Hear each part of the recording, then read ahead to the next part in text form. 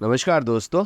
बरसात के दिनों में मौसम में नमी होने की वजह से हमारे शरीर पर भी नमी का प्रभाव पड़ता है, खासकर उन अंगों पर जो आपस में रगड़ खाते हैं, जिसकी वजह से वहाँ पर फंगस की ग्रोथ हो जाती है, जिससे खुजली होने लगती है, चकत्ते से पड़ जाते हैं।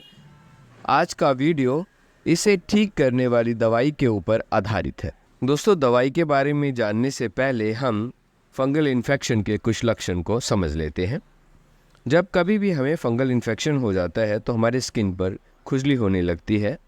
कभी कभी खुजली करने से छोटे छोटे से दाने से पड़ जाते हैं, स्किन का कलर चेंज हो जाता है और स्किन पर छोटे छोटे से क्रैक्स से पड़ जाते हैं।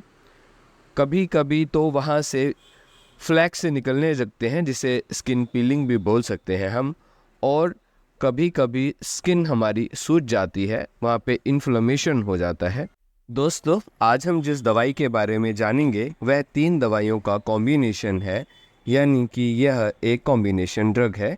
इसमें क्लोबीटासोन 0.05% वेट बाय वेट होता है, मिकोनाजोल 2% वेट बाय वेट होता है और तीसरी दवाई नियोमाइसिन 0.5% वेट बाय वेट की स्ट्रेंथ में प्रेजेंट है। दोस्तों, क्लोबीटासोल एक टाइप का कॉर्टिकोस्टेरॉइड है जो कि वैरायटी ऑफ स्किन कंडीशंस को ट्रीट करके काम करता है, जैसे एक्जिमा, सोराइसिस, डर्मेटाइटिस, किसी प्रकार की एलर्जी हो रही हो, रैशेस हो रहे हो।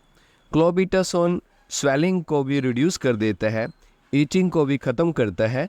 अगर स्किन में रेडनेस हो रही हो और वैसी और भी कई कंडीशंस को कम करके काम करता है।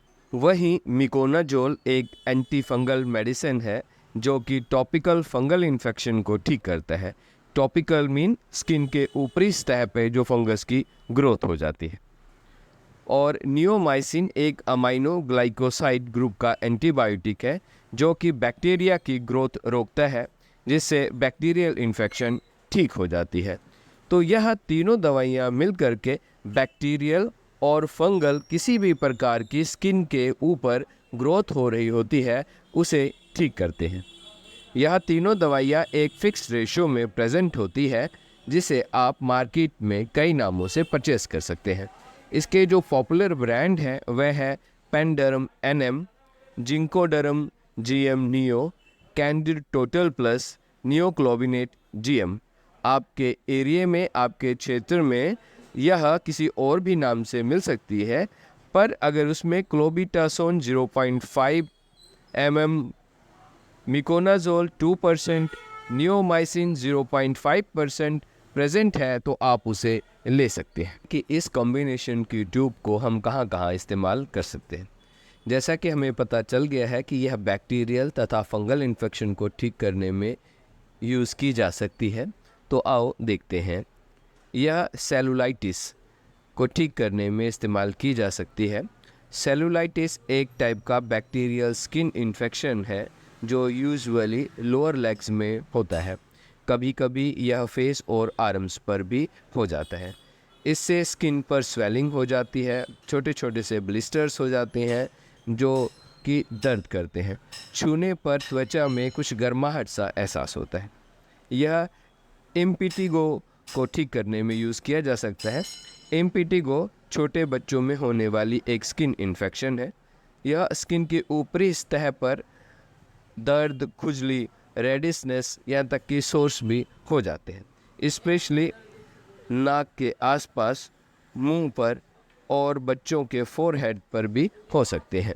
इसे हम रिंग वॉर्म को ठीक करने में भी इस्तेमाल कर सकते हैं। रिंग वॉर्म एक फंगल इन्फेक्शन है जो कि एक छोटे से गोला आकार से शुरू होकर आगे बढ़ता रहता है।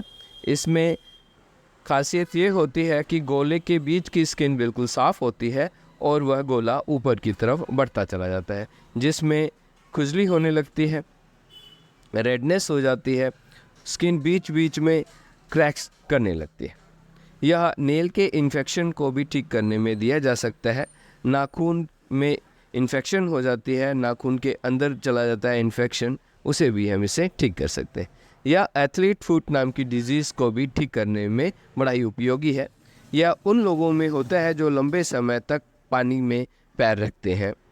या वह पर्सन जिनके पैरों में पसीना ज़्यादा आता है या वो बहुत टाइट फिटेड शूज़ पहनते हैं, उसमें टो जो है वो फंगल इन्फेक्शन होने की वजह से गलने लग पड़ती है, उसे भी हम इससे ठीक करते हैं। जानते हैं इस दवाई के साइड इफ़ेक्ट्स के बारे में।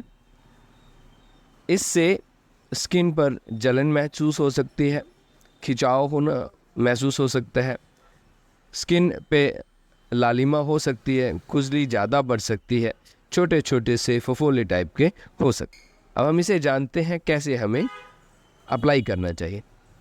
इसे स्किन को साफ़ करके ड्राई कर लेना चाहिए और एक पतली सी लेयर दिन में 2 बार लगानी चाहिए। दोस्तों, यह एक प्रिस्क्रिप्शन ड्रग है, तो हमें यह डॉक्टर की सलाह पर ही इस्तेमाल करनी चाहिए।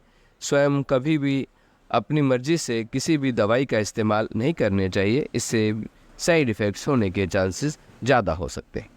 तो यह था दोस्तों फंगल इन्फेक्शन में दी जाने वाली एक बहुत ही कारगर दवाई के बारे में छोटी सी इन्फॉर्मेशन। उम्मीद करता हूँ आपको अच्छी लगी होगी। ऐसी यूज़फुल इन्फॉर्मेशन पाने के लिए हमारे चैनल को ज्वाइन करें, सब्सक्राइब करें। मिलते हैं अगले वीडियो में एक नए टॉपिक के साथ। तब तक गुड बाय।